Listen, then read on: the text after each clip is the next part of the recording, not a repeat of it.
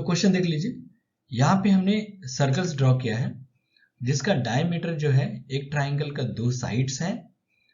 इस क्वेश्चन में हमें प्रूव करना है कि इन 2 सर्कल्स का पॉइंट ऑफ इंटरसेक्शन जो है ट्राइंगल का 3rd साइड पे लाई कर रहा है। तो चलिए फटाफट फिगर ड्रॉ कर लेते हैं हम।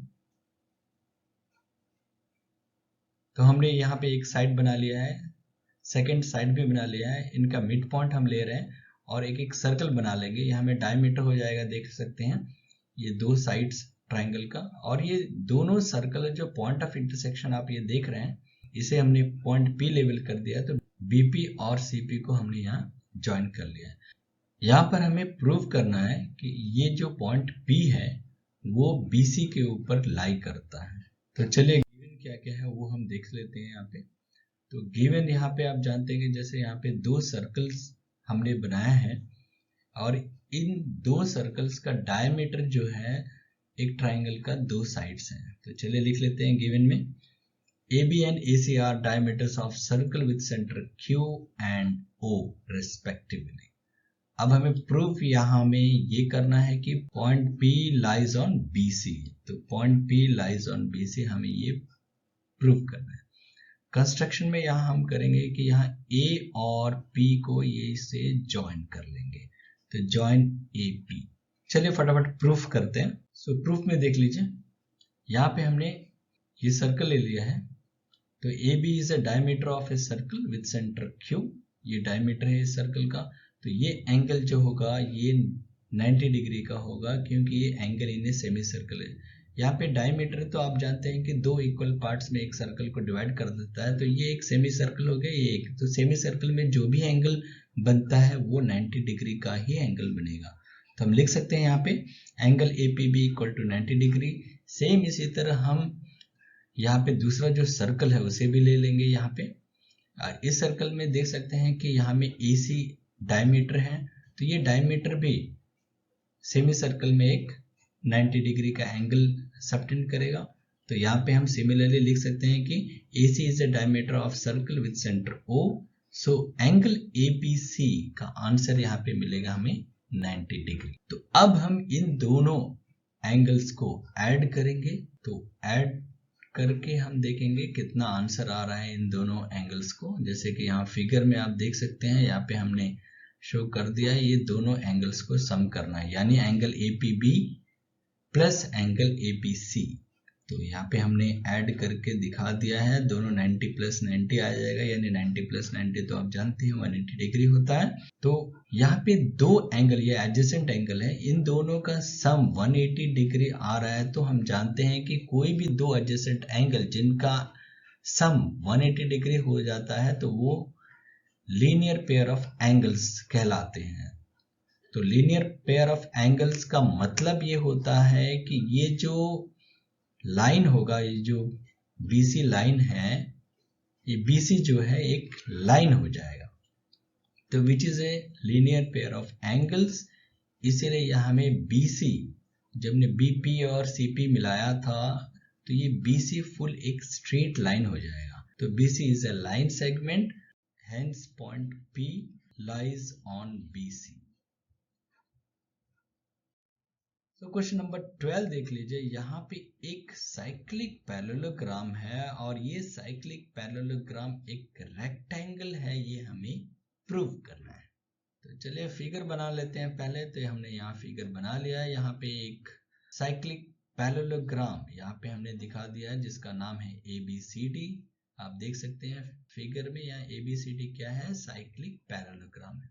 इस साइक्लिक पैरेललोग्राम ABCD को हमें रेक्टेंगल प्रूव करना है। तो चलिए फटाफट लिख लेते हैं गिवन क्या क्या है।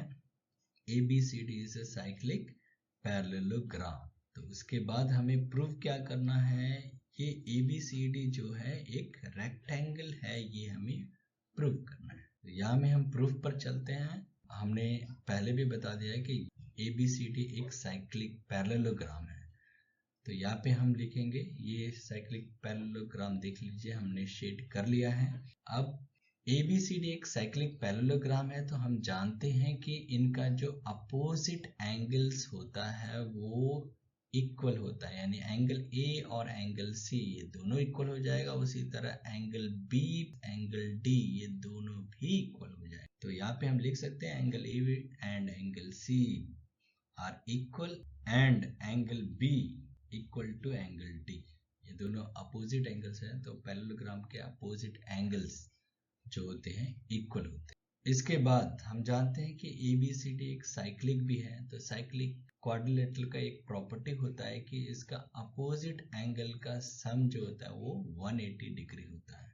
तो यहाँ पे दो पेयर है, दोनों पेयर का अपोजिट एंगल का सम हम लिखेंगे 180 डिग्री। ये प्रॉपर्टी है साइक्लिक क्वाड्रिलेटरल का है, तो प्रॉपर्टी हम यहाँ पर यूज कर रहे हैं। चलिए लिख लेते हैं। तो angle A plus angle C यहाँ पे कितना डिग्री का हो जाएगा? 180 डिग्री। क्यों होगा? रीजन है कि ABCD is a cyclic quadrilateral. उसी तरह हम angle B plus angle D भी लिख लेंगे 180 डिग्री। अब यहाँ पे एंगल A और एंगल C दोनों इक्वल है, तो दोनों के प्लेस में कोई एक नाम हम यूज कर सकते हैं। तो यहाँ पे हम लिखेंगे angle A plus angle A, यानी एंगल C यहाँ पे था तो हमने एंगल C को एंगल A के नाम से रिप्लेस कर दिया, इक्वल टू 180 डिग्री। तो angle A plus angle A 180 degree होता है and angle B plus angle B equal to 180 degree. Angle B यहाँ पे हमने एंगल D को रिप्लेस करके यहाँ पे लिखा हुआ है, यानी एंगल D के प्लेस में हमने यहाँ पे एंगल B लिख लिया है। अब हम इसे सॉल्व करेंगे तो हमें आंसर मिलेगा, एंगल A का आंसर देखिए यहाँ पे 90 डिग्री, उसी तरह एंगल B का आंसर आ जाएगा 90 डिग्री।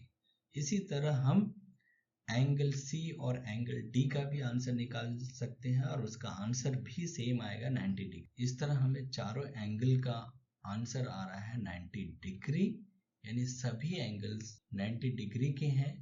तो कोई भी पैरेललोग्राम जिसका हर एक एंगल 90 डिग्री का होता है तो उसे हम कहते हैं rectangle. Hence ABCD is a rectangle. तो मुझे उम्मीद है कि ये क्वेश्चन आपको बहुत अच्छी तरह से समझ में आ गया होगा। आप कमेंट करके ज़रूर बताइए कि ये आपको कैसे लगता है। सो वीडियो को देखते रहिए और कमेंट ज़रूर कीजिए। Thank you very much. So recap कर लेते हैं। यहाँ पे हमने दो सर्कल बना लिया है, दो ट्राइंगल्स का साइड्स को डायमीटर लेके, और दोनों इंटरसेक्ट करता है पॉइंट P पर। तो इस तरह फिगर हमने बना लिया है। अब गिवन क्या है वो लिख लेंगे फटाफट। देखिए गिवन लिख लिया हमने, टू प्रूफ क्या करना है ये भी लिख लिया है, कंस्ट्रक्शन देख लीजिए। प्रूफ में हम angle senior semi circle 90 degree होता है, ये हम यूज़ करेंगे। यहाँ में हमने यूज़ कर लिया है, उसी तरह दूसरे सर्कल में भी यूज़ कर लिया है। अब इन दोनों को ऐड करेंगे, 180 डिग्री का लीनियर पे होता है। इस तरह हमने ये प्रूफ कर दिया। नेक्स्ट सेकंड में देख लीजिए, ABCD साइक्लिक कोऑर्डिनेटर है, गिवन और प्रूफ यहाँ पे देख लीजिए। तो इस तरह हमने A प्लस C और B प्लस D को लिख दिया। साइक्लिक है इसलिए यहाँ पे A plus C angle A plus angle C 180 degree होगा, B एंड D भी 180 डिग्री होगा। तो इस तरह हमें A प्लस A 180 डिग्री मिला, B प्लस B 180 डिग्री हो। तो A का आंसर B का आंसर 90, तो सभी का आंसर 90।